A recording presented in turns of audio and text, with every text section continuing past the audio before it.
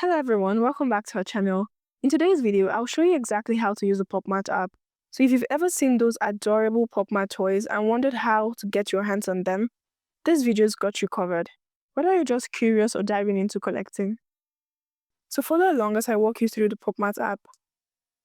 First things first, grab the app from your app store. Sign in using your email or phone number and then pick your region so this helps show the products and features specifically for your area. This is your home tab, the main space where you can see toy series available, characters, and future drops.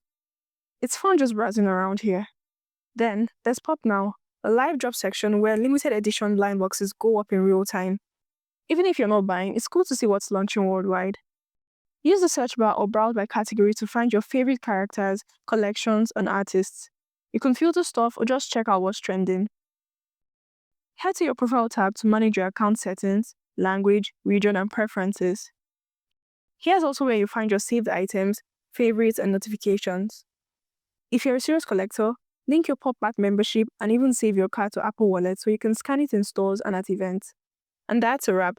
That's how you use the Pop Mart app. It's super easy and fun to explore. If this helped, tap like and follow for more walkthroughs.